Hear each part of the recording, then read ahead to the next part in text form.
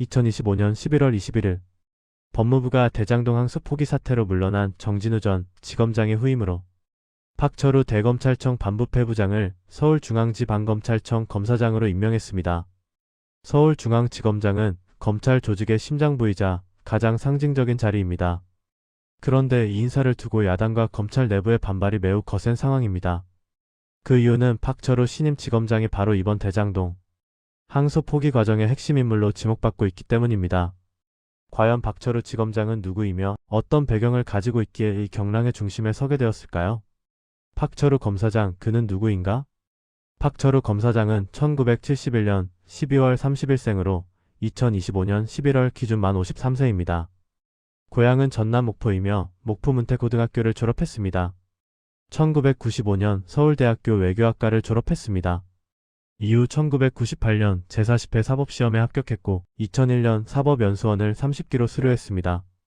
그의 이력은 추미애, 박범계 장관 시절 법무부 대변인을 맡았으며 윤석열 정부에서는 좌천되었다가 이재명 정부 들어 요직으로 복귀한 정치적으로 주목받는 인물입니다. 파란만장했던 검사 경력의 주요 분기점. 공익법무관을 거쳐 2004년 청주지방검찰청 검사로 임관했습니다.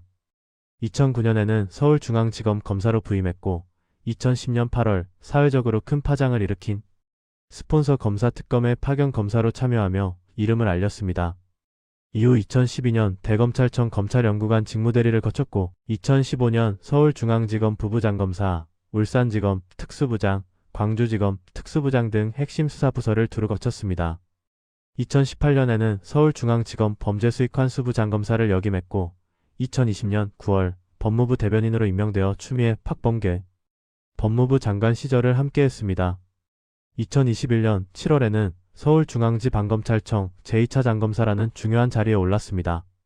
하지만 2022년 5월 윤석열 정부가 들어서면서 대구고등검찰청 검사로 발령받아 사실상 좌천되었다는 평가를 받았습니다.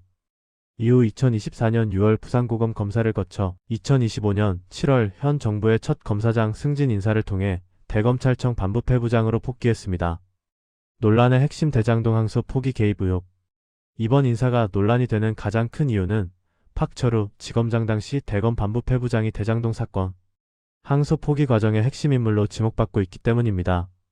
항소 포기 지시 의혹. 언론 보도에 따르면 박 지검장은 항소 마감일인 지난 11월 7일 서울중앙지검 수사팀으로부터 항소 제기 의사를 보고받고 재검토를 지시한 것으로 알려졌습니다. 이는 항소 마감 시한 직전 항소장 제출을 사실상 막은 행위로 해석됩니다. 검찰 안팎에서는 이번 영전이 항소 포기에 관여한 것에 대한 보은 인사이자 검찰 내부의 반발을 잠재우기 위한 조직 장악용 인사라는 강한 비판이 나오고 있습니다. 내부 동의가 안 되는 인사, 찍어 누르려는 의도가 보인다는 검찰 내부의 격앙된 반응이 언론을 통해 전해지기도 했습니다. 함께 단행된 인사들의 의미. 법무부는 박철우 지검장의 임명과 함께 다른 주요 보직 인사도 단행했는데 이들 역시 친야 성향으로 분류되거나 한직에 머물던 인사들이 주요 보직에 기용되었습니다. 고경순 법무연수원 연구위원이 송강전 광주고 검장 후임으로 이정현 법무연수원 연구위원이 수원고 검장으로 발령받는 등입니다. 이는 검찰의 최고 요직을 장악하고 정권의 기조에 맞는 인물들로 수뇌부를 재편하겠다는 법무부의 명확한 의지를 보여주는 것으로 해석됩니다. 윤석열 정부 시절 좌천을 겪었던 박철우 신임 지검장. 그가 논란을 넘어 검찰의 심장부를 이끌게 된 배경에는 그의 능력만큼이나 대장동 항소 포기라는 정치적 결정에 대한 책임과 보상이 얽혀있다는 날카로운 시선이 쏟아지고 있습니다. 과연 박철우 신임 서울중앙지검장은 검찰 조직을 장악하고 안정화시킬 수 있을까요? 아니면 이보은 인사 논란이 또 다른 내부 갈등의 불씨를 지필까요? 그의 향후 행보가 주목됩니다.